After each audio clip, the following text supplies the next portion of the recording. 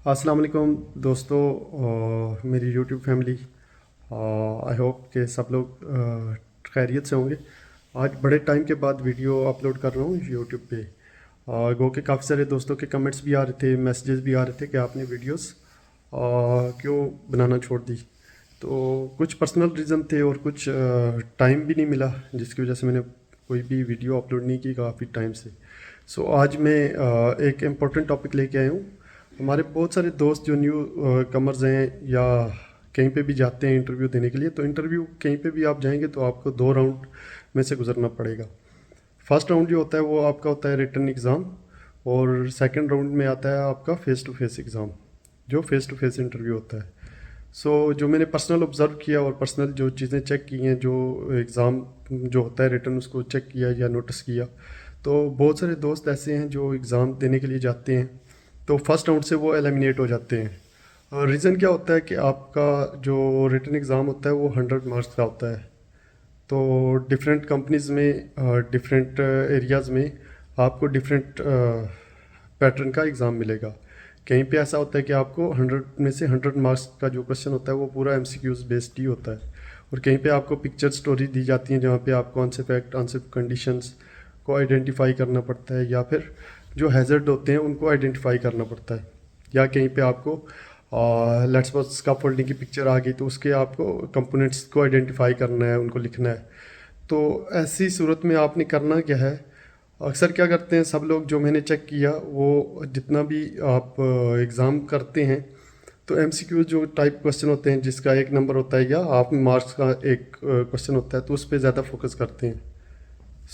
आपने कोशिश ये करनी है कि टाइम को मैनेज करना है, और ऑलवेज़ कोशिश रहनी चाहिए कि जो लॉन्ग क्वेश्चन होते हैं जिनके मार्क्स ज़्यादा हैं, लेट्स सपोज अगर पिक्चर स्टोरी आ गई है तो आपने उसको पहले कवर करना है, या कहीं पे कोई डेफिनेशन आ गई है या कुछ आपने हैज़र्ड या कंट्रोल मीयर या रिक्वायरमेंट्स जो है वो आपने पहले टारगेट करनी है, क्योंकि 5 नंबर का या 10 नंबर का वो क्वेश्चन रहेगा।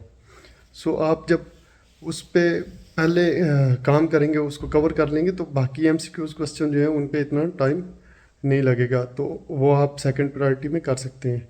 और बिल फर्ज अगर एमसीक्यूज़ टाइप क्वेश्चन जो है उनमें से आपसे अगर कोई मिस हो जाता है, कहीं पे मिस्टेक हो जाती है, या फिर आपके पास टाइम नहीं बचता, तो वो अगर रह भी जाता है ना, तो जो एग्ज़ामिनर होगा, जो आपका एग्ज़ाम जो पेपर होगा वो चेक करेगा, तो वो क्या करता है कि जो आपका लॉन्ग क्वेश्चन है वो अगर आपने सही लिखा, आपका कॉन्सेप्ट वहाँ पे क्लियर है, तो जो शॉर्ट क्वेश्चन होंगे तो वो समझ जाता है कि due to lack of time बंदे से मिस हो गया, तो वो खुद से भी टिक करके खुद से भी आपको मार्क्स दे सकता है। लेकिन अक्सर करते क्या हैं सब लोग कि एमसीक्यूज टाइप जो क्वेश्चन है उन पे ज़्यादा टाइम वेस्ट कर देते हैं, और जो लॉन्ग क्वेश्चन होते हैं उनको छोड़ देते हैं।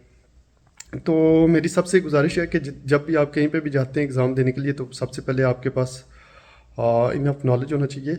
और कुछ टॉपिक्स हैं उनके पे भी आगे बात करेंगे कि कौन कौन से टॉपिक्स आपको टारगेट करने चाहिए कहीं पे भी एग्ज़ाम देने जाते हैं, और कौन कौन सी बेसिक चीज़ें हैं जो आप करके इजीली एग्ज़ाम क्रैक कर सकते हैं।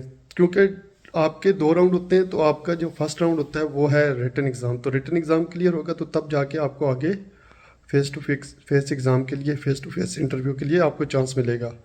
ट्राई करें सब लोग कि आप पहले लॉन्ग क्वेश्चन जो होता है, जो 5 नंबर का, 8 नंबर का या 10 नंबर का होता है, उसको टारगेट करें।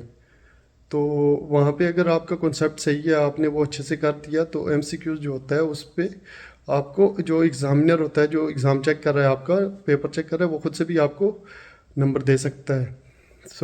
टाइम को वेस्ट ना कीजिएगा अपने।